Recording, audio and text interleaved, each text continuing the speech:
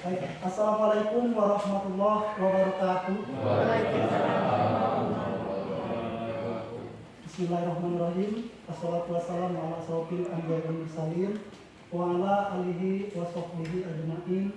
Amma ba'du.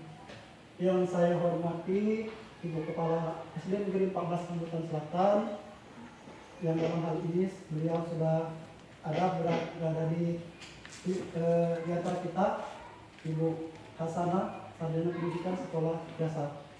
Dan yang saya hormati juga Bapak-bapak, Ibu-ibu wali kelas, mulai dari wali kelas 1, 2, 3, 4, 5 yang saya hormati. Dan juga yang saya hormati guru agama, guru penjas, kemudian guru yang lain yang dalam hal ini saya dapat hadir di ruangan yang sama kita tempati pada saat ini. Puji syukur kehadirat Allah Subhanahu wa Ta'ala, yang mana berkat rahmat, berkat beberapa nikmat, diantaranya nikmat sehat, nikmat sempat, dan juga nikmat iman, sehingga dengan nikmat-nikmat itu kita pada saat ini dapat berkumpul di ruangan SD Negeri 14 Kalimantan Selatan dalam rangka berbagi praktik baik CGP, dalam hal ini pada modul 1.4, yaitu budaya positif. Kemudian salawat serta salam semoga tetap tercurah kepada junjungan kita Nabi besar Muhammad SAW. Semoga syafaat beliau senantiasa mengalir kepada kita sekalian hingga akhir zaman. Baiklah Bapak Ibu, pertama-tama saya ingin mengucapkan ribuan terima kasih kepada Bapak Ibu sekalian yang telah meluangkan waktunya untuk memenuhi undangan dari kami selaku CGP. Kemudian saya juga memohon maaf Bapak Ibu ya, karena adanya kegiatan ini waktu Ibu Bapak menjadi terpotong, menjadi terganggu. Seyogyanya Bapak Ibu sudah pulang ke rumah, namun dengan adanya ajakan kami untuk kegiatan ini, Bapak Ibu belum pulang, masih berada di sekolah. Baiklah Bapak Ibu, mungkin di sini maksud dan tujuan kami yaitu mengajak Bapak Ibu kalian ke ruangan ini adalah yaitu untuk memenuhi tugas kami sebagai calon guru penggerak. Sini ada CGP, itu namanya kepanjangannya calon guru penggerak. Walaupun kami sudah beberapa kali mengikuti tes guru penggerak ini, mulai dari mengisi esai, pemberkasan, tes simulasi mengajar, dan terakhir wawancara. Dan alhamdulillah itu semua sudah kami lalui dengan predikat lulus. Namun kelulusan itu belum membuat kami menjadi guru penggerak. Kami masih dikatakan calon.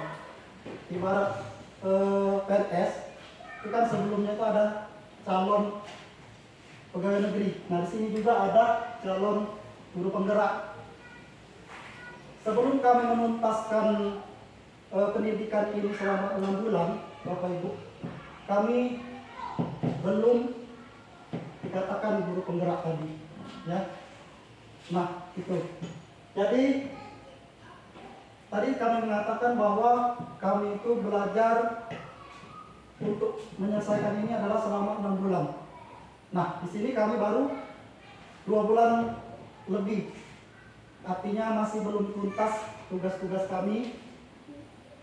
Mohon doanya, semoga kami dapat menjalankan tugas berikutnya. Semoga kami dapat predikat lulus dan tidak ada lagi yang namanya CI, yang ada guru penggerak. Nah Bapak Ibu, dalam 2,5 bulan itu kami sudah mempelajari beberapa modul. Di antara modulnya itu modul 1.1 itu belajar tentang filosofi pendidikan Ki Hajar Dewantara. Siapa sih yang tidak kenal dengan Bapak Menteri Pendidikan yang pertama, Bapak pembuat semboyan pendidikan, Ing Ngarso Suntolodo, Ing Maria Mangunkarsa, Tukuri Handayani. Seorang guru itu apabila dia berada di depan, dia harus menjadi contoh yang baik untuk murid-muridnya. Apabila dia berada di tengah, Bapak Ibu, dia harus menjadi penyemangat bagi anak-anak didiknya. Kemudian apabila dia berada di belakang, Bapak Ibu, kita sebagai guru, kita harus memberi dorongan yang baik kepada siswa-siswa kita, memberikan motivasi yang baik kepada murid-murid kita. Itu pada modul 1, Bapak Ibu. 1.1. Kemudian kami juga belajar pada modul 1.2. Itu tentang nilai dan peran guru penggerak, di mana kita sebagai guru harus memiliki nilai-nilai seorang guru, Bapak Ibu. Di antara nilai-nilai seorang guru itu ialah kita sebagai guru harus bisa berpihak pada murid. Kemudian kita juga harus mandiri, Bapak Ibu. Itu nilai yang harus kita miliki. Kita jangan tergantung kepada orang lain, kepada guru-guru lain, teman-teman lain. Ya, misalnya ada tugas itu seyogyanya kalian Bapak Ibu, kita sendiri yang mengerjakan. Kalau bisa kita sendiri yang mengerjakan, jangan mengandalkan orang lain. Kalau bisa kita sendiri. Itu yang dinamakan mandiri, Bapak Ibu. Kemudian nilai selanjutnya yaitu nilai kolaboratif. Kolaboratif itu ialah bekerja sama, Bapak Ibu. Kita itu diharuskan, kalau dalam satu lingkungan sekolah itu harus bekerja sama. Ada tugas dari kepala sekolah, mari kita kerjakan secara bersama-sama. Ada yang tidak mengerti, kita tanyakan kepada yang mengerti. Yang sudah paham boleh berbagi. Itu dinamakan dengan kolaborasi. Itu nilai yang ketiga, Bapak Ibu. Kemudian nilai yang keempat, kita sebagai guru, Bapak Ibu, harus memiliki nilai inovatif. Apa itu inovatif? Inovatif itu kita bisa menampilkan atau mempersembahkan atau membuat sesuatu yang belum ada di sekolah kita ini, sesuatu yang baru. Misal, Bapak Ibu selama ini mengajar dengan metode mencatat, metode ceramah saja. Mulai sekarang Bapak Ibu, mari kita ubah cara belajar kita, cara mengajar kita dalam kelas. Coba menggunakan media yang menarik sehingga siswa itu jadi lebih semangat dalam mengikuti pembelajaran yang kita ajarkan kepada mereka. Kemudian Bapak Ibu, nilai yang terakhir yang harus kita miliki adalah nilai reflektif. Apa itu nilai reflektif? Nilai reflektif itu adalah nilai kemampuan kita sebagai guru untuk meninjau ulang kegiatan-kegiatan kita, dalam hal ini guru ya. Apakah yang kita sudah berikan kepada siswa itu sudah baik atau belum? Apa kelemahan kita? Apa kelebihan kita? Kalau kita punya kelemahan, kita wajib untuk memperbaiki kelemahan itu. Kalaupun kita mempunyai kelebihan, wajib bagi kita untuk mempertahankan kelebihan itu. Itu nilai seorang guru, ya. Nah, itu nilai seorang guru penggerak, guru sama seperti kita di ruangan ini adalah seorang guru, seorang pemimpin pembelajaran. Kemudian selanjutnya kami juga mempelajari selama 2 bulan lebih ini, yaitu modul 1.3, itu isinya tentang visi seorang guru, di mana visi ini yang sudah tidak asing lagi di telinga kita, yang kita buat selama 5 tahun membuatnya. Kalau sudah 5 tahun kita revisi ulang apakah visi ini sudah cocok belum dengan sekolah kita. Itu visi seorang guru masing-masing harus mempunyai visi, nanti dikumpulkan menjadi visi sekolah. Nah, insya Allah pada bulan Februari nanti pengajar praktik akan datang ke sekolah kita untuk membimbing kita membuat yang namanya visi sekolah. Itu Bapak Ibu. Nah, yang terakhir Bapak Ibu, kami mempelajari modul 1.4, yaitu budaya positif. Nah, itu sekedar pengenalan Bapak Ibu, belum kita masuk ke materi budaya positif. Nah, selama 1 jam ke depan mohon partisipasinya untuk mengikuti kegiatan ini. Oke, kita lanjut.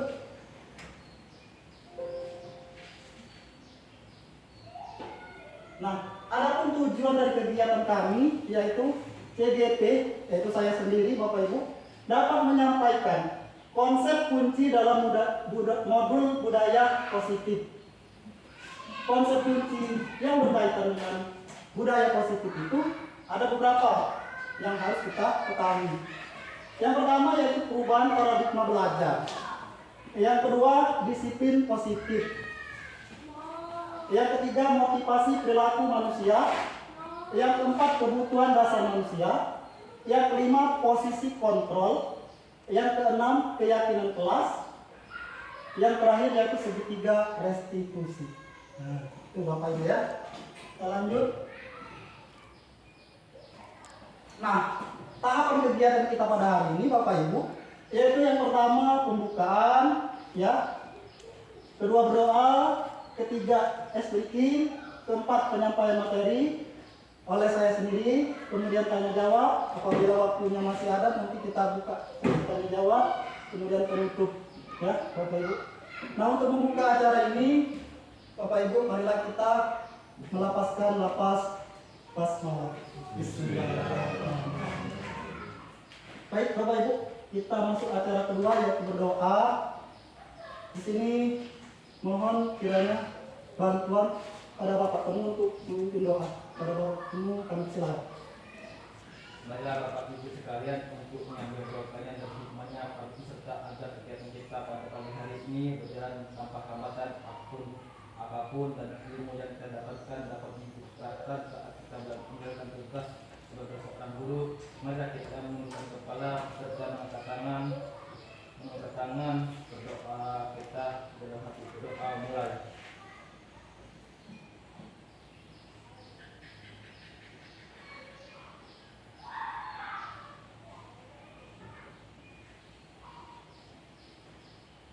Selesai. Oke, terima kasih Pak Temu atas partisipasinya untuk memimpin doa kita pada hari ini. Oke, lanjut Bapak Ibu ya. Kita lanjut ke acara yang selanjutnya yaitu ice breaking. Kayaknya Bapak Ibu di sini sudah ngantuk-ngantuk, belum semangat ya. Oke, kita ice breaking dulu ya. Oke, silakan mohon Bapak Ibu tegak. Kita bergoyang-goyang dulu ya. Iya, supaya kita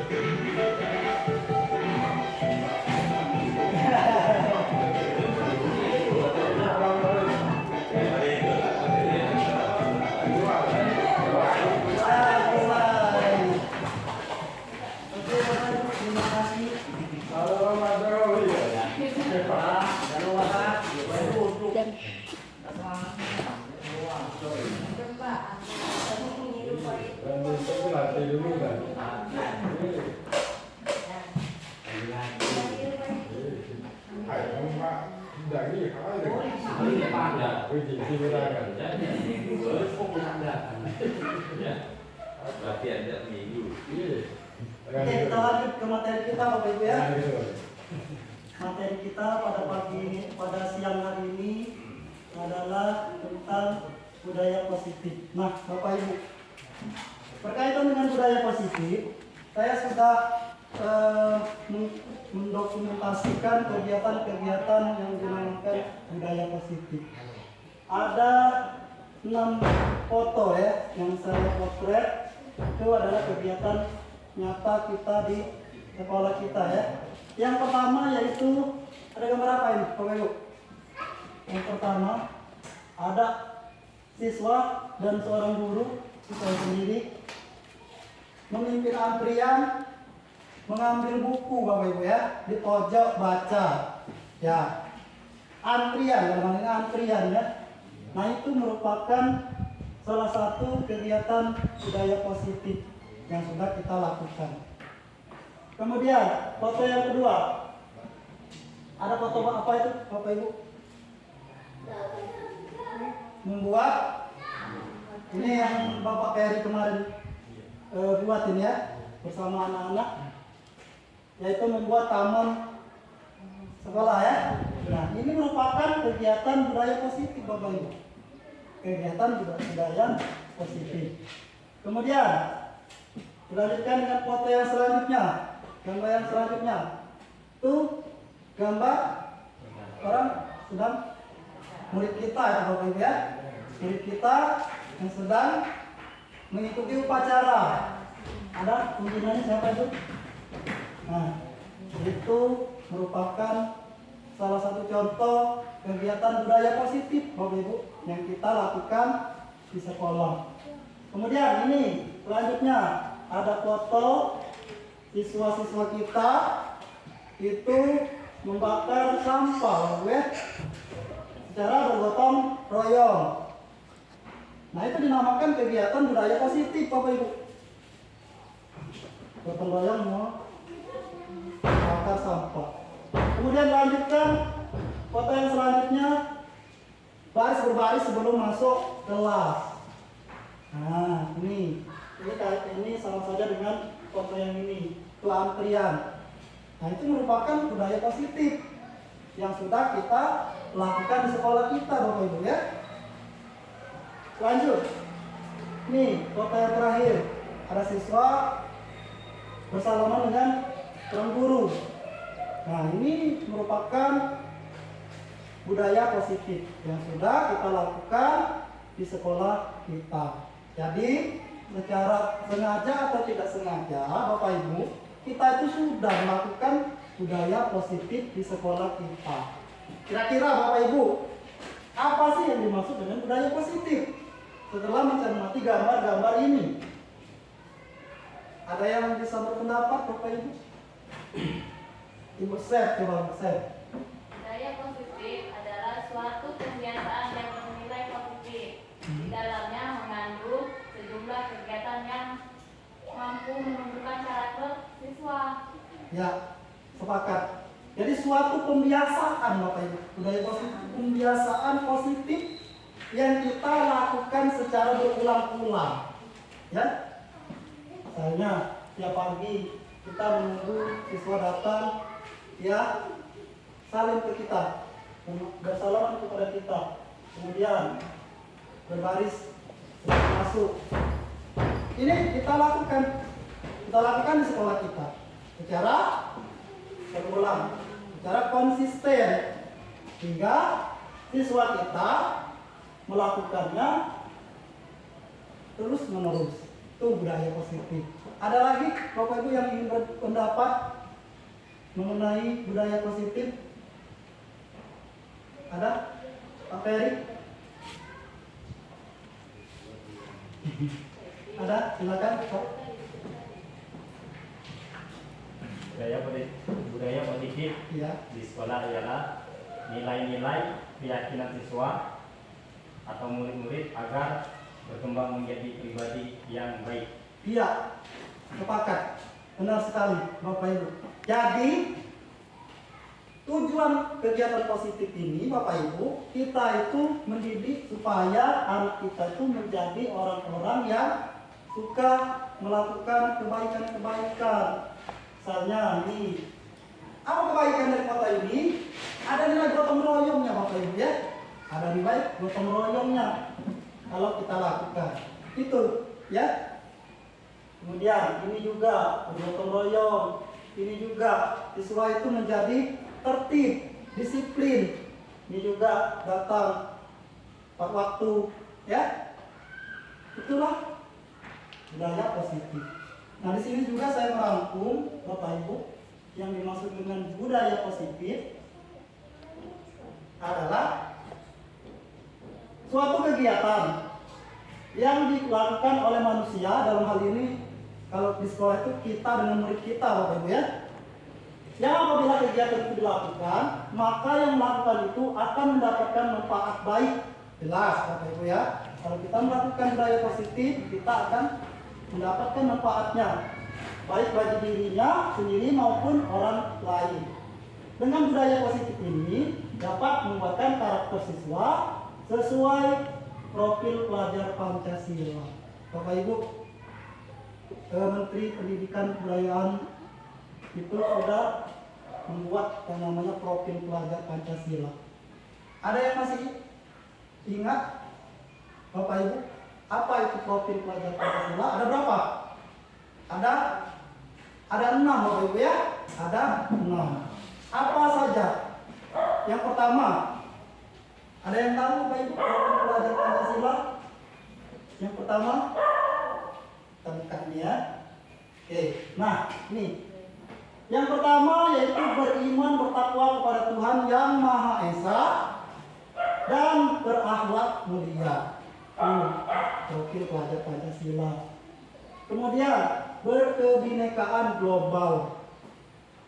Yang kedua, yang ketiga bergotong royong. Kita sering bergotong royong Bapak Ibu ya. Kita sudah membuat anak kita bisa bergotong royong. Ya, contohnya tadi ada di gambar ya, bergotong royong dalam hal kebersihan lingkungan, dalam hal membuat kebun atau taman sekolah. Tuh. Yang kemudian kreatif, itu merupakan budaya profil pelajar Pancasila. Ya. Kemudian bernalar kritis, yang selanjutnya mandiri. Itu adalah profil pelajar Pancasila. Ya, Bapak Ibu. Ada 6 yang mesti kita mungkin hafalkan, ya. Mungkin kita yang tidak tahu lagi sudah kegiatan ini ya Bapak Ibu, profil pelajar Pancasila. Karena profil pelajar Pancasila ini berkaitan dengan nantinya kurikulum baru ya. Nah, di kurikulum baru itu harus memasukkan unsur-unsur dari profil pelajar Pancasila ini. Kita juga harus, walaupun kita bukan kurikulum merdeka, kita juga dalam belajar itu harus mensisipkan di pembelajaran kita itu ada salah satu ini. Misalnya ada mandirinya, ada bernalar kritisnya, ada kreatifnya, ya, Bapak Ibu. Ada bergotong royongnya dan lain sebagainya ya. Kalau yang nomor 1 ini mungkin guru agama yang lebih paham gitu ya. Oke, lanjut Bapak Ibu ya. Nah, budaya positif itu banyak kaitannya dengan hal-hal yang mengandung kegiatan-kegiatan positif. Ya. Yang pertama kaitannya dengan perubahan paradigma belajar. Yang kedua, disiplin positif. Yang ketiga, motivasi perilaku murid. Yang keempat, kebutuhan dasar murid. 5, posisi kontrol.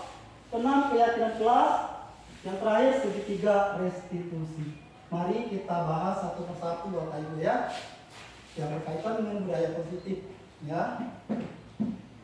Oke, perubahan paradigma belajar.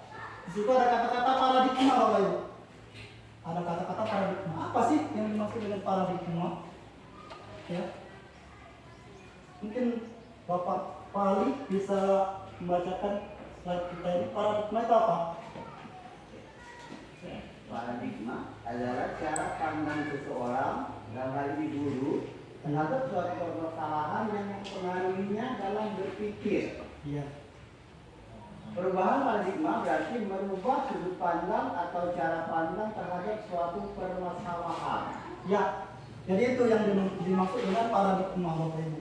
Jadi paradigma itu intinya bagaimana kita memandang suatu permasalahan, Bapak Ibu.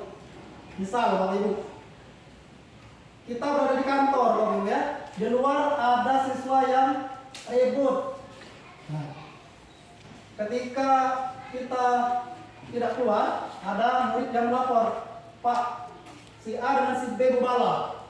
Nah, kita mengambil permasalahan ini, mau diapakan siswa itu?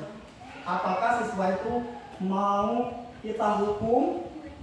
Apakah siswa itu mau tidak kita apa-apakan, kita tetap di kantor?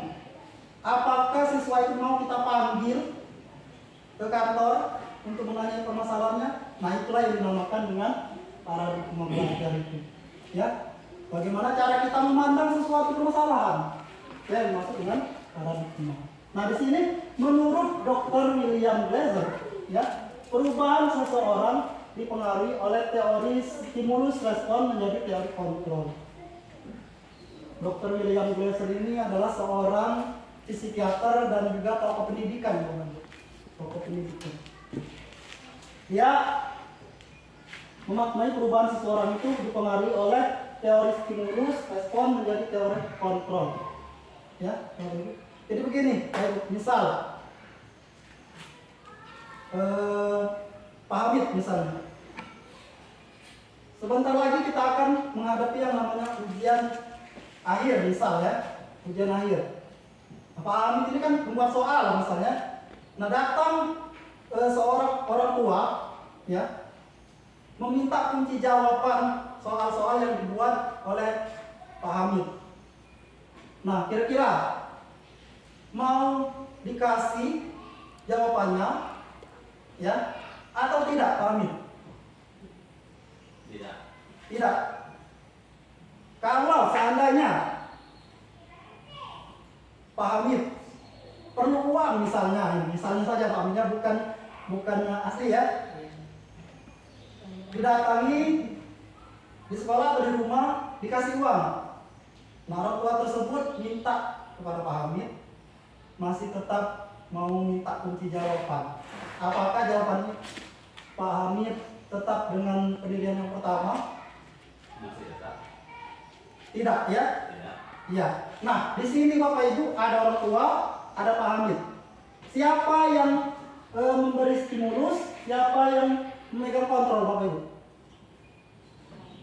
Siapa yang memberikan stimulus? Siapa yang memberikan kontrol, Bapak Ibu? Wali murid. Wali murid? Respon. Respon. Stimulus ya. Nah, kalau kontrolnya? Amin. Guru. Iya, benar sekali Bapak Ibu. Sepakat ya. Jadi kontrol itu adalah kita sendiri yang memegangnya ya, bukan orang lain. Itu.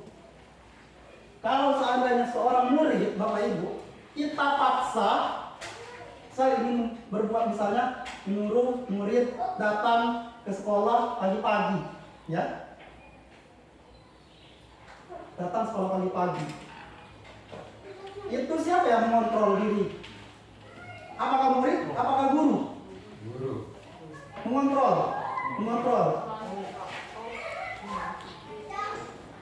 Stimulus dengan kontrol, coba. Guru menyuruh siswa datang pagi. Siapa yang memegang kontrol? Siapa yang memberikan stimulus? Yang memberikan stimulus itu guru. Iya. Kontrol itu siswanya. Benar sekali, tepat. Ya.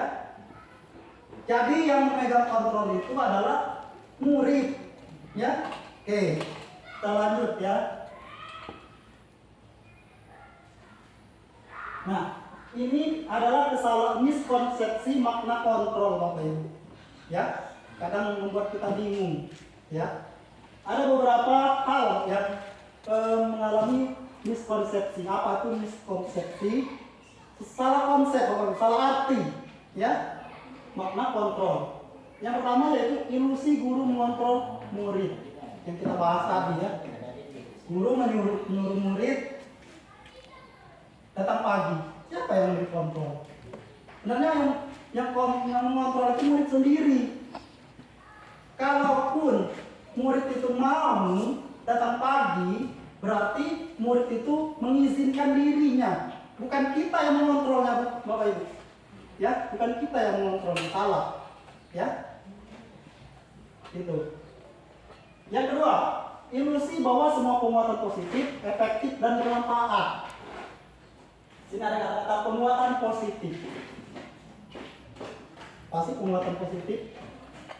Penguatan positif itu bisa kata-kata yang berjanji, misalnya anak-anak, besok kamu harus dapat nilai 100. Siapa yang nilai 100? Saya akan kasih hadiah duit 5.000. Nah, itu yang dinamakan dengan penguatan positif. Katanya efektif dan bermanfaat. Sebenarnya tidak, Bapak Ibu, tidak. Karena siswa yang kita iming-imingi hadiah dengan dia sendiri yang ingin belajar, yang ingin mendapatkan nilai 100, berbeda, Bapak Ibu. Ya, berbeda. Gitu. Oke, lanjut. Ilusi bahwa kritik dan membuat orang merasa bersalah dapat penguatan karakter. Kritik, ya kalian sudah datang pagi, yang sudah datang siang, pakai tidak rapi, nah itu salah, Bapak Ibu ya. Tidak benar, ya. Membuat orang merasa bersalah. Oh nak kamu, gara-gara kamu Pak jadi kena marah kepala sekolah. Nah itu membuat murid kita menjadi merasa bersalah, kata-kata itu ya Bapak Ibu, membuat murid kita merasa bersalah. Jadi salah, itu salah, jangan dilakukan itu ya. Oke, Bapak Ibu lanjut ya. Ilusi bahwa orang dewasa memiliki hak untuk memaksa. Apalagi yang ini tambah gawat, Bapak Ibu ya. Kita sebagai guru ya sudah dewasa kita kan, itu memaksakan kehendak, memiliki hak untuk memaksa. Ya. Kamu harus ini, kamu harus ini nih. Ya, misalnya kita ngomong ke murid kita, Ferdi, kamu harus berpakaian rapi. Sebenarnya sah-sah saja, bagus itu Bapak Ibu, memaksakan kehendak itu bagus. Tetapi alat kebaiknya, kesadaran itu dia sendiri dengan cara kita bimbing dengan baik-baik, Bapak Ibu. Itu cara yang tepat.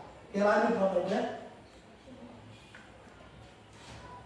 Nah, tadi paradigma, lanjut ke kaitannya budaya positif yang kedua, yaitu disiplin positif. Apa makna disiplin? Disiplin adalah suatu sifat atau kemampuan seseorang dalam mengendalikan diri dan mematuhi aturan atau nilai-nilai yang telah disepakati. Ya, iya Bapak Ibu. Jadi disiplin itu kaitan dengan aturan. Ya, kalau orang patuh dengan peraturan, maka dia disiplin. Ya, benar tidak Bapak Ibu? Tuh.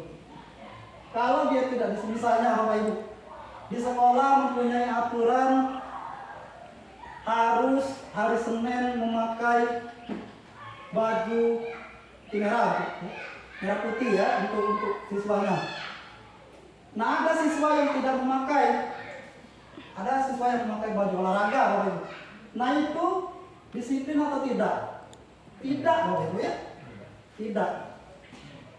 Nah jangan salah Bapak Ibu, disiplin ini banyak. Ada disiplin terhadap waktu, ya. Ada disiplin terhadap diri sendiri, ada disiplin terhadap sekolah yang mempunyai aturan, ada disiplin terhadap pemerintah. Contohnya Bapak Ibu, kalau kita pergi ke Palembang Bapak Ibu ya, ada rambu-rambu lalu lintas. Kita lewat, ada lampu merah, kita terobos.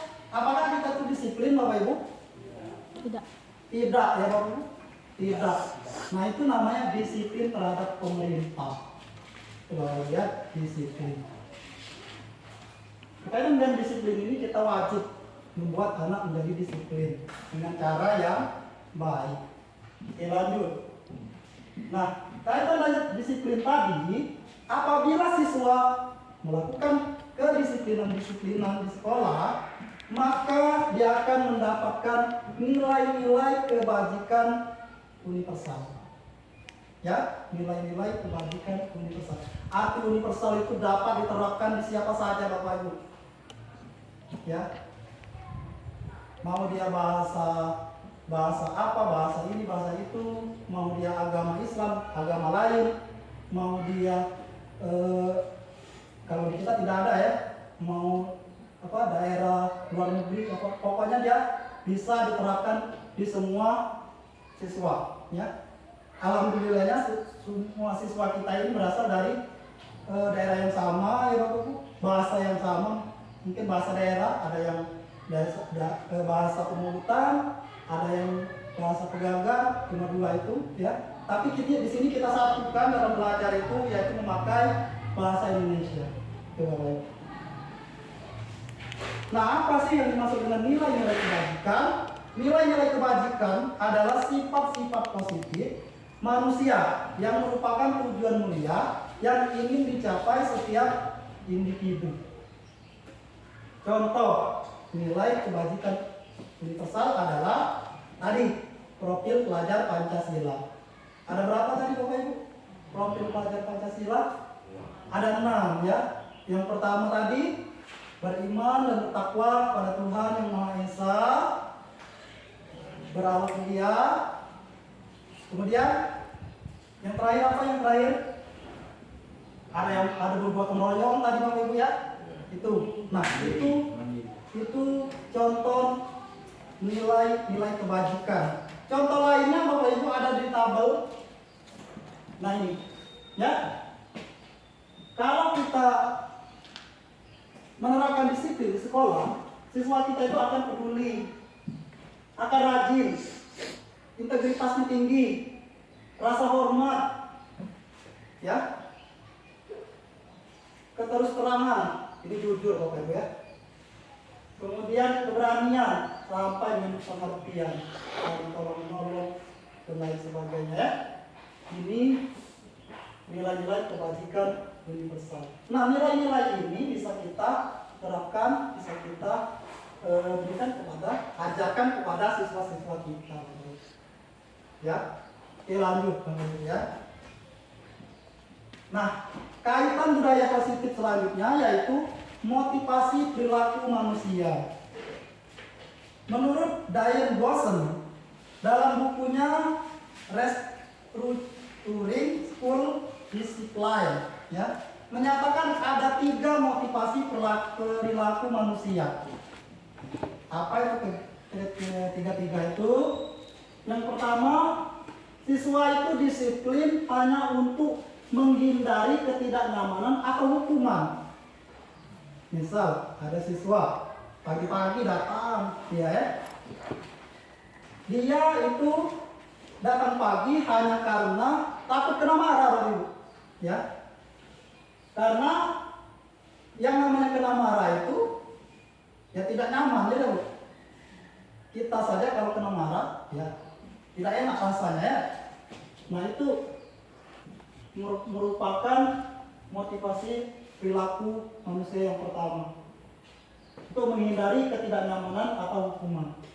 Yang kedua yaitu untuk mendapatkan imbalan atau penghargaan dari orang lain. Tadi sempat saya singgung, ada seorang murid kita yang ingin mendapatkan nilai 100 hanya karena hadiah. Ya, Bapak Ibu. Itu contohnya ya. Udah lanjut. Untuk menjadi orang yang mereka inginkan dan menghargai diri sendiri dengan nilai-nilai yang mereka percaya. Nah, ini yang bagus Bapak Ibu, yang ketiga ini. Kesadaran itu timbul dari dirinya sendiri. Aku seagi mau menjadi guru, maka aku harus pintar. Nah, itu.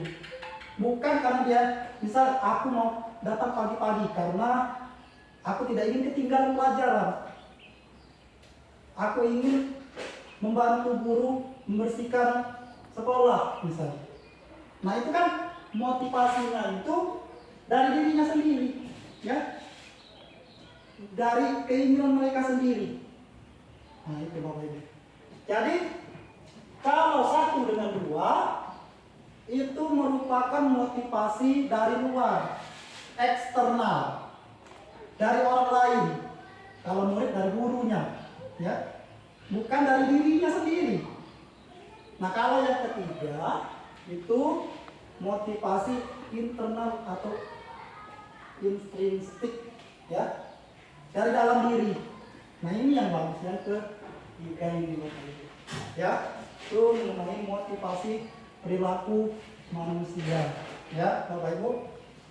Lanjut, hukuman, konsekuensi, dan restitusi. Ya, apa itu hukuman? Hukuman bersifat tidak terencana atau tiba-tiba. Hukuman bersifat satu arah dari pihak guru yang memberikan. Murid hanya menerima suatu hukuman tanpa melalui suatu kesepakatan jelas, Bapak Ibu, ya.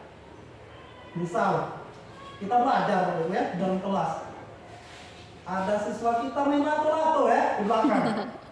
Nah, kita tidak sadar diri, ya, narik kupingnya dari belakang, ya. Kamu ini di dalam kelas main lato-lato, yang lain nak belajar ribut baik.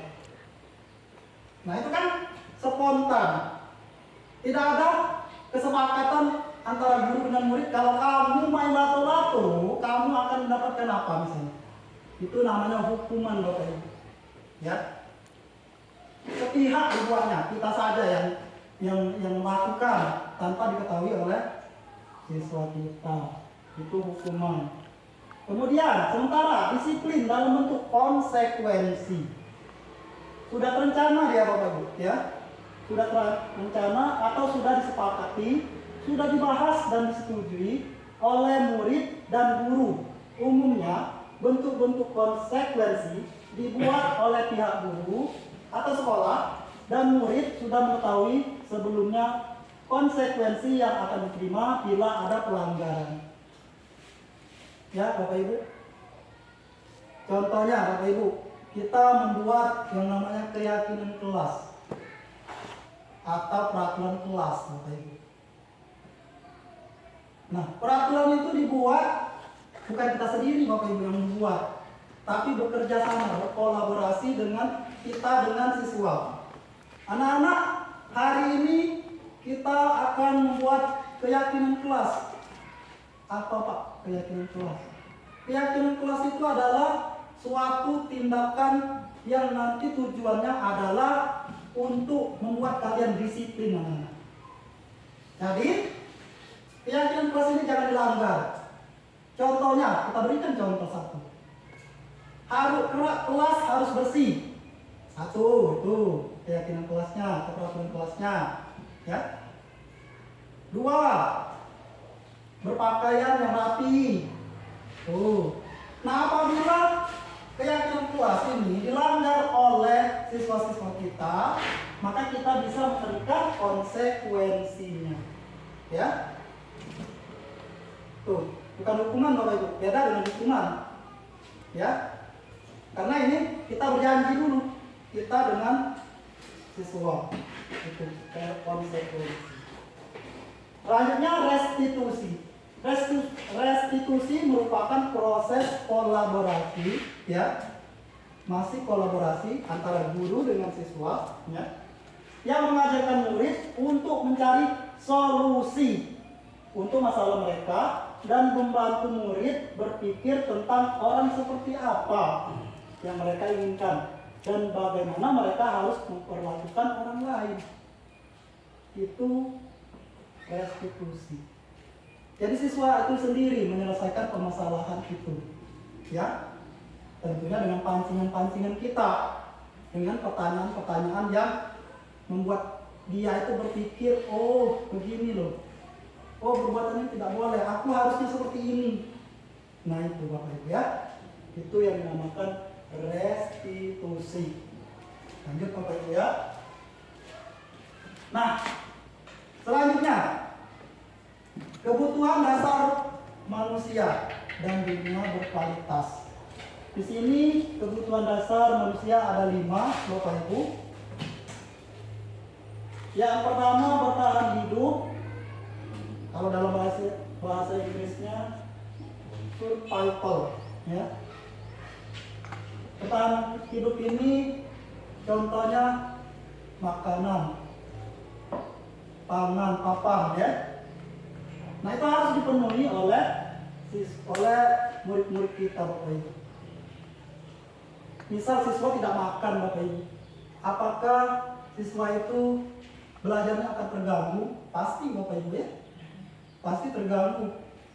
Pasti siswa itu mengantuk, malas belajar kalau dia tidak makan, ya. Itu kebutuhan bertahan hidup, Bapak Ibu, ya. Kemudian kasih sayang dan rasa diterima. Itu anak-anak, sifat anak-anak, ya.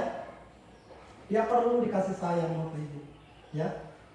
Jadi salah kalau kita kepada siswa itu marah-marah, ya, pagi-pagi, kau ini. Nggak boleh. Karena anak-anak itu perlu yang namanya kasih sayang, ya, dan rasa diterima. Kita samakan. Kalau dalam kelas kita perlakukan dia adil, ya. Ada murid kita yang belajarnya lambat, ada murid kita yang belajarnya cepat, kita samakan, ya. Yang lambat kita lakukan pendekatan yang lebih kepada yang lambat, ya. Itu kita harus melakukan dia secara adil. Kemudian kebebasan. Siswa kita itu, Bapak Ibu, ya, mereka itu perlu bebas, ya. Artinya dia tidak mau dikekang, Bapak Ibu, ya. Tidak mau dikekang. Misal waktu istirahat, Ramon misalnya, bersihkan WC, pasti dia jawab, ya Pak, barulah nak keluar main. Nah, itu kebebasan mereka itu diambil, Bapak Ibu. Jadi kalau kita mau menyuruh murid-murid kita itu harus mengetahui situasi kondisi, Bapak Ibu, ya, agar kebebasan mereka itu tidak kita curi, kita ambil. Tuh, Bapak Ibu, ya, kebebasan. Kesenangan, ya, dalam belajar. Siswa kita itu kalau dia ribut pasti tidak senang dengan belajar kita itu, ya. Entah apa kesalahan kita sebagai guru di depan ini, Bapak Ibu. Apakah dia merasa bosan dengan belajar kita yang seperti itu, saya tidak ada perubahan, ya, maka dia tidak senang. Kemudian penguasaan, Bapak Ibu. Misal kita belajar matematika, Bapak Ibu, ya, tentang perkalian, tapi dia tidak hafal dengan perkalian. Nah, itu kebutuhan dasarnya untuk penguasaan tidak dipenuhi, Bapak Ibu, ya. Nah, kelima kebutuhan dasar manusia ini, dalam hal ini murid kita di sekolah, harus kita cari tahu, Bapak Ibu, kenapa murid kita ini nakal, kenapa murid kita ini sering terlambat, kenapa murid kita ini dalam kelas ini sering tidak fokus dalam belajar. Kebutuhan dasar mana yang tidak terpenuhi, gitu, Bapak Ibu. Dan kalau kita bisa memenuhinya, ayo kita penuhi, ya. Kalau kebutuhan dasar manusia ini terpenuhi, maka dunianya akan berkualitas. Kalau itu kaitannya dengan dunia berkualitas. Lanjut, ya.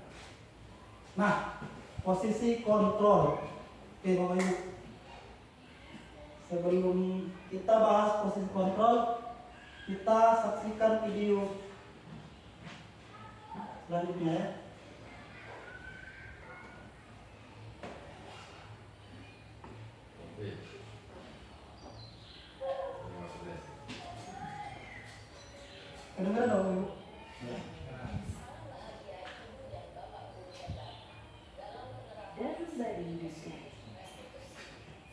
Benar. Sedang mencari perangkat. Koneksi Bluetooth berhasil. Dalam proses perjalanan seorang pendidik agar dapat mengenali dirinya. Pada video kali ini, kita akan membahas tentang 5 posisi kontrol yang dikembangkan oleh Diane Gosser dan contoh penerapannya.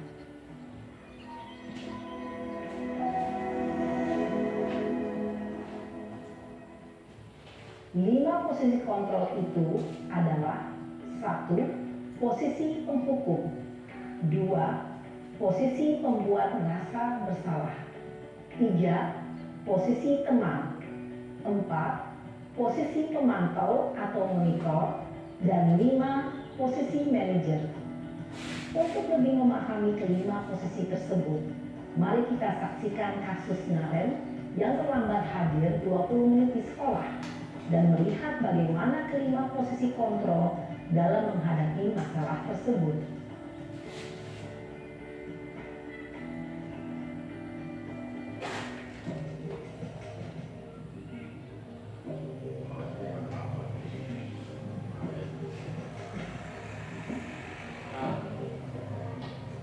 Naren! Sini kamu! Selamat pagi, Bu. Selalu terlambat. Kamu deh, pasti terlambat. Maaf, Bu. Saya Apa? Apa coba? Alasan kamu apa lagi? Kapan sih kamu tidak terlambat? Malas sekali ya kamu jadi anak. saya Dasar pemalas. Gak kapok-kapok sih kamu. Sudah berapa kali terlambat? Sana, kamu keliling lapangan basket 2 kali. kenapa saya harus ke lapangan basket, Bu? Kenapa? Kamu melawan ibu? Berani-beraninya jawab. Sudah terlambat, masih berani jawab pula. Sekarang, keliling lapangan basket 5 kali sekalian. Biar kapok. Cepat, pergi sana ke lapangan basket. Posisi menghukum biasanya berbicara dengan nada tinggi, menghardik, menunjuk-nunjuk, menyakiti, dan menyindir. Hukuman bisa berupa fisik maupun psikis. Ibu dan bapak guru hebat. Dampak yang terjadi pada murid ketika guru berada pada posisi penghukum adalah murid cenderung akan memberontak, bahkan menyimpan dendam.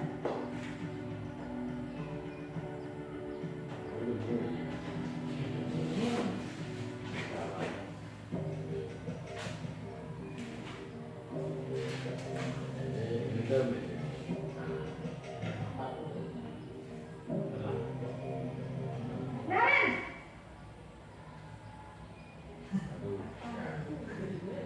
Selamat pagi, Bu.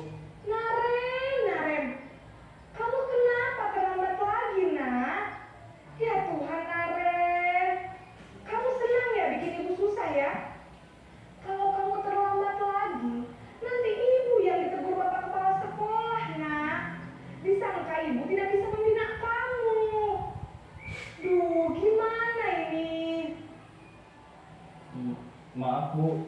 Duh, Gusti Naren, kamu suka ya kalau ibu ditegur bapak kepala sekolah? Terus, sekarang ibu harus tulis apa yang di buku absen? Ini kamu sudah sering terlambat loh. Ibu harus apa coba? Maaf, Bu. Maaf sekali. Ya sudah, lain kali jangan bikin ibu susah lagi ya nak ya. Ibu tidak akan kuat lagi kalau kamu begini terus. Bisa jantungan kalau ibu ditegur bapak kepala sekolah. Sana cepat kelas. Maaf ya, Bu. Maaf sekali. Posisi pembuat rasa bersalah berbicara dengan nada tenang, cenderung lembut. Namun kata-kata yang diutarakan membuat murid merasa menjadi orang yang gagal, memandang buruk dirinya sendiri, merasa tidak berharga, dan tidak sanggup membahagiakan orang lain. Ketika guru mengambil posisi pembuat rasa bersalah, murid akan menganggap dirinya yang bersalah dan ia akan menyimpan emosi negatif tersebut di dalam dirinya.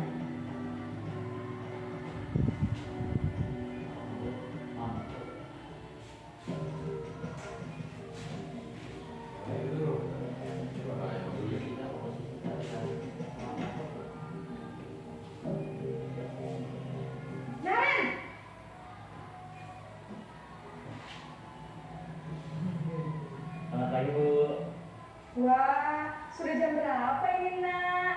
Terlambat lagi ya sayang. Iya Bu, habis ibu saya lupa bangunkan saya Bu. Kamu malah menyalahkan ibu kamu. Kamu bukannya anak yang larinya paling kencang. Kok terlambat sih? Iya Bu, saya memang terlambat bangun tadi. Jadi biarpun saya lari kencang, tetap gak terkejar Bu. Ya sudah sana. Nanti lain kali larinya lebih kencang lagi ya. Biar gak terlambat lagi. Bikin senang ibu demi ibu. Bisa kan? Bisa lah Bu. Ya sudah sana masuk kelas. Ibu beresin urusan absen kamu. Kamu ini ada-ada saja. Dalam posisi teman, guru berbicara dengan nada suara ramah, akrab, cenderung bersenda gurau untuk menjaga suasana tetap santai. Murid akan merasa senang, aman, dan akrab dengan guru. Identitas yang tercipta adalah identitas sukses atau berhasil. Namun, perlu diingat, karena ini masih dorongan eksternal, maka ada faktor ketergantungan dari murid kepada orang tertentu. Di sini guru absennya, sehingga di lain waktu murid bisa berperilaku baik, namun hanya kepada orang-orang tertentu saja.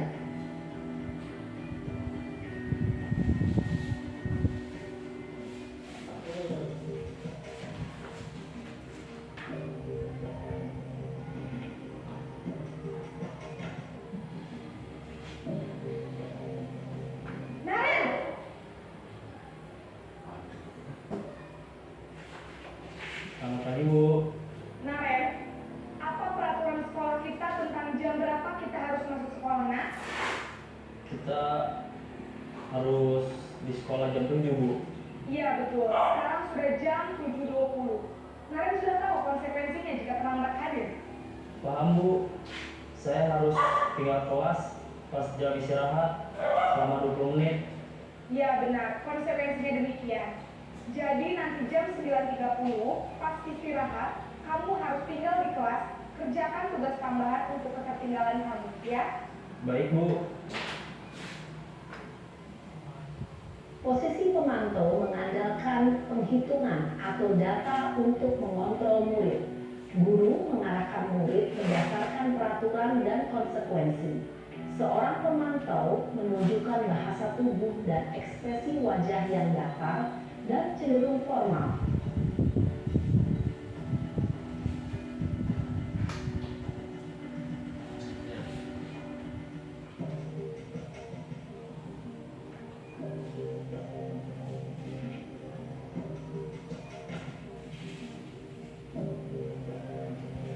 Naren!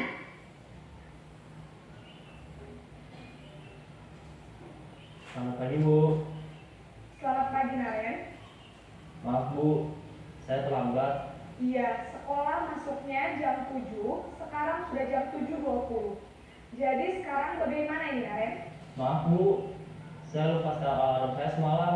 Baiklah, menurut kamu, keyakinan sekolah yang mana yang perlu kamu tingkatkan? Menghargai diri sendiri dan orang lain mungkin ya Bu. Setuju. Jadi, apakah Naren meyakini prinsip saling menghormati tersebut? Iya Bu, saya meyakininya. Apakah Naren bersedia memperbaiki masalah keterlambatan ini? Bersedia Bu. Bagaimana kamu akan memperbaiki masalah keterlambatan ini? Saya akan coba untuk tidak lupa menyetel alarm saya Bu. Baik, kalau Naren lupa menyetel alarm di rumah, ada orang yang kira-kira bisa bantu mengingatkan tidak? Ada Bu, kakak saya, Kak Emma. Ada lagi selain Kak Emma? Selain Kak Emma, ada ibu saya. Baik, jadi yang mengingatkan Naren adalah Kak Emma dan ibu kamu ya? Kira-kira akan mulai setel alarm kapan nih, Naren? Setelah pulang sekolah, akan segera saya lakukan. Baik, jadi Naren akan setel alarm untuk bangun besok pagi dan akan diingatkan oleh kakak dan ibunda Naren ya. Ada lagi yang mungkin perlu dilakukan, Naren, agar tidak terlambat bangun lagi? Tidak ada Bu. Baik, Naren, terima kasih untuk kerjasama kamu. Sekarang kamu perlu kembali ke kelas untuk belajar. Baik Bu, terima kasih. Posisi manajer adalah posisi kontrol yang disarankan untuk membimbing murid memiliki sikap disiplin yang positif, yaitu murid yang mandiri, bertanggung jawab, dan dapat memecahkan masalah. Tujuan dari posisi ini adalah agar murid dapat berefleksi atas tindakannya. Guru akan dengan tulus memberikan pertanyaan-pertanyaan bermakna, sehingga membuat murid dapat belajar dari kesalahannya dan mencari sebuah solusi untuk menyelesaikannya. Ibu dan Bapak guru hebat, setelah mengamati adegan. Oke, Bapak Ibu. Jadi kesimpulan dari video ini itu tentang posisi kontrol, ya.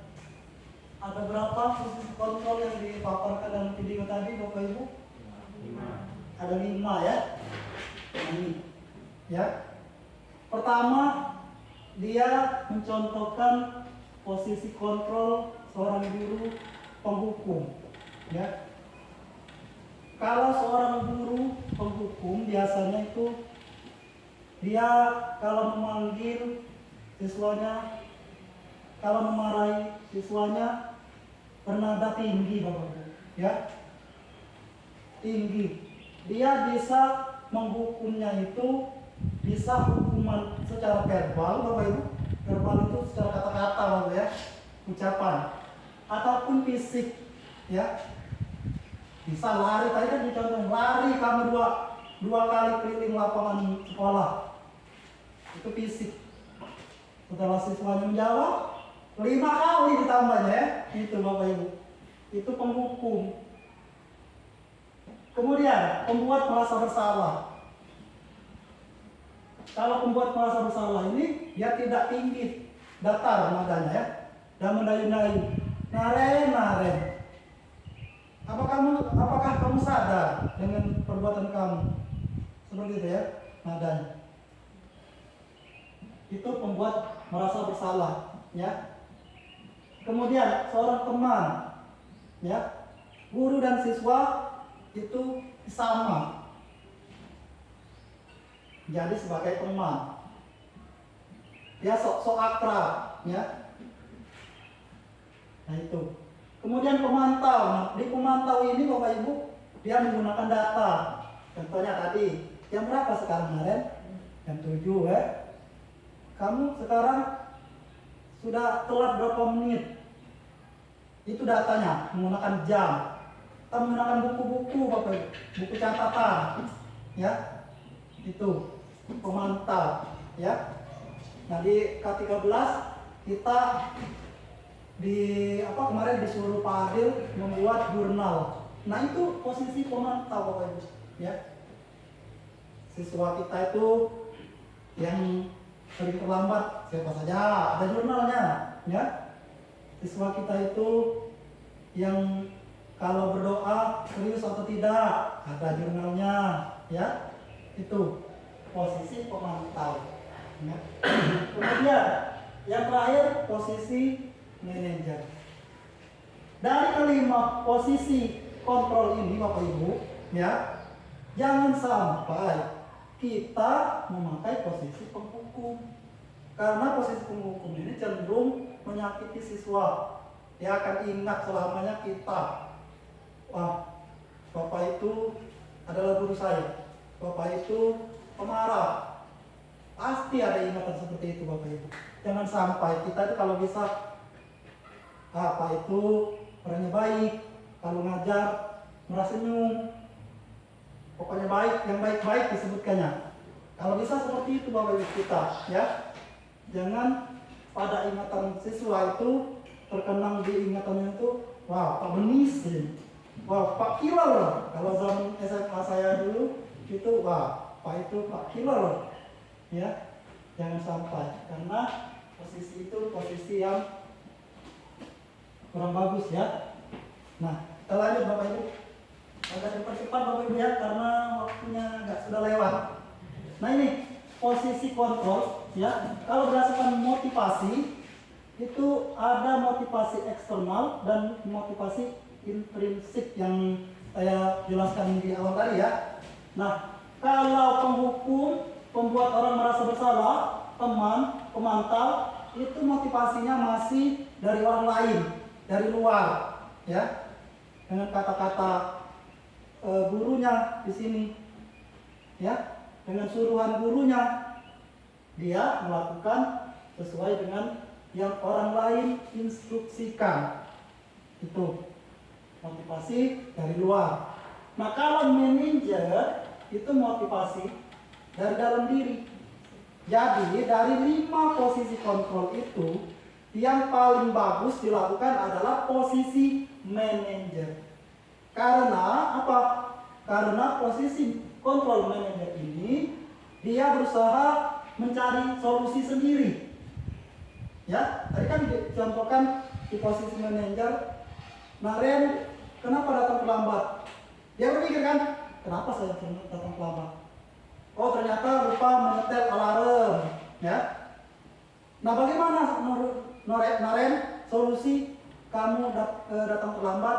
Saya akan menyetel alarm, kata Naren, ya. Nah, itu siapa yang membuat solusi itu? Dia sendiri, Naren sendiri, murid sendiri, ya. Itu bagusnya posisi manajer ini. Dia sendiri yang menyelesaikan permasalahan-permasalahan yang ada, Bapak Ibu, ya. Itu. Ya.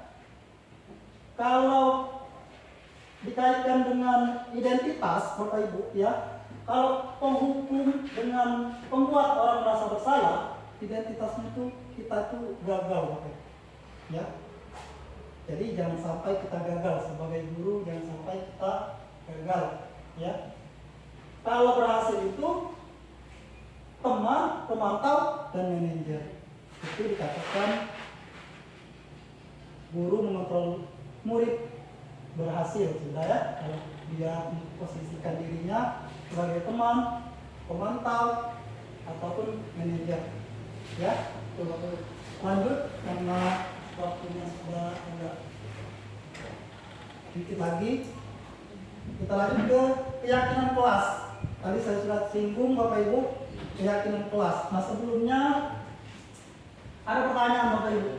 Yang pertama, mengapa kita memiliki peraturan tentang penggunaan helm pada saat mengendarai kendaraan roda 2 atau motor? Kira-kira apa, Bapak Ibu, jawabannya?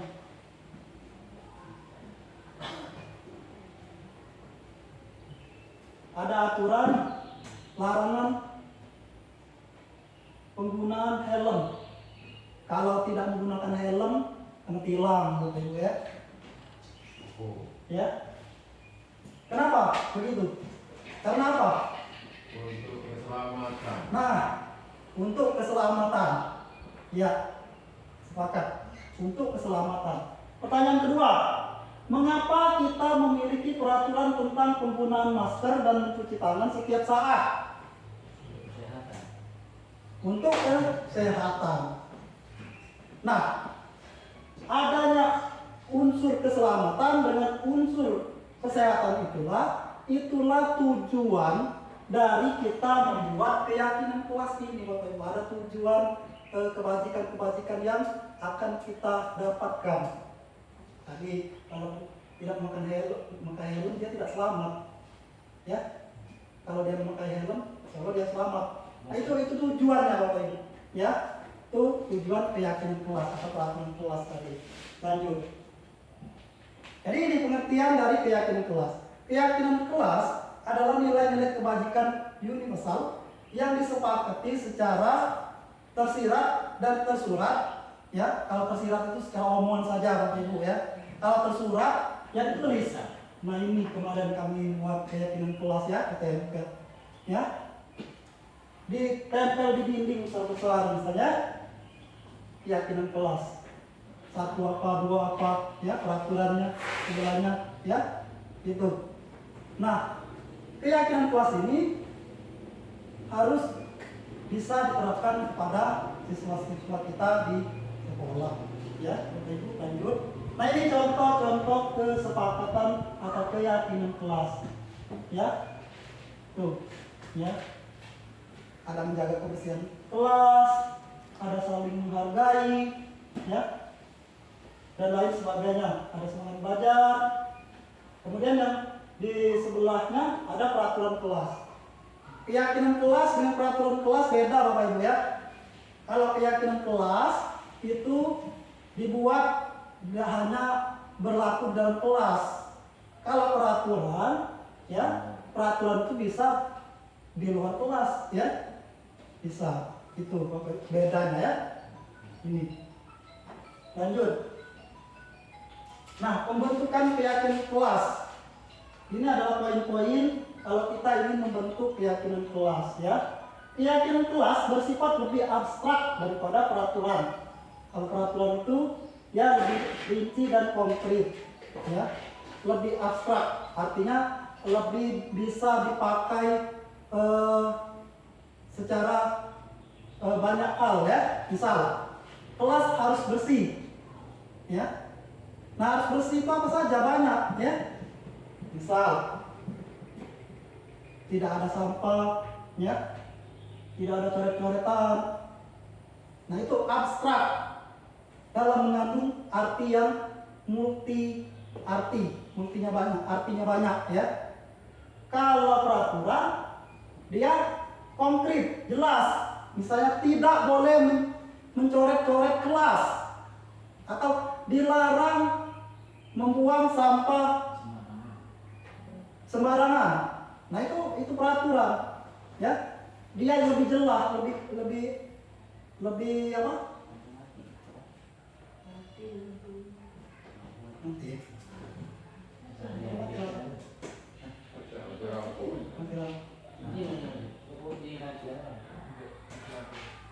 Kita lanjutkan saja Bapak Ibu ya, karena waktunya agak sudah sore. Oke, lanjut. Itu yang pertama. Yang kedua, keyakinan kelas berupa pernyataan-pernyataan yang universal. Tadi universal itu bisa diterapkan di semua kalangan Bapak Ibu ya. Oke, lanjut. Pernyataan keyakinan kelas senantiasa dibuat dalam bentuk positif. Nah, beda dengan peraturan. Kalau peraturan tadi ada kata-kata atau kalimat negatif. Jangan, misalnya, tidak boleh, dilarang, ya. Itu tidak positif, ya. Kalau keyakinan kelas itu positif. Kelas harus bersih. Nah, di situ tidak ada kata-kata jangan, tidak boleh, ya. Itu keyakinan kelas. Kemudian keyakinan kelas sebenarnya tidak terlalu banyak, ya, sedikit, beda dengan peraturan kelas. Kemudian semua warga kelas hendaknya ikut berkontribusi dalam pembuatan keyakinan kelas. Ya, kalau kita mau membuat keyakinan kelas, kita ajak siswa kita, jangan kita sendiri, ya. Kalau kita sendiri, jatuhnya nanti kita menjadi penghukum tadi, Bapak Ibu ya. Karena tidak ada kesepakatan di awal, ya. Makanya disebut kehukuman, bukan konsekuensi, apalagi restitusi. Oke, lanjut. Nah, pembahasan terakhir Bapak Ibu ya, segitiga restitusi. Nah, segitiga restitusi. Tadi sudah dijelaskan, restitusi itu adalah proses menciptakan kondisi bagi murid untuk memperbaiki kesalahan mereka, ya, sehingga mereka bisa kembali pada kelompok mereka dengan karakter yang lebih kuat, ya. Tadi karakter yang itu yang sudah kita bahas tadi, seperti misalnya jujur, ya, mempunyai integritas, itu dinamakan karakter siswa. Itulah yang kita harapkan, ya.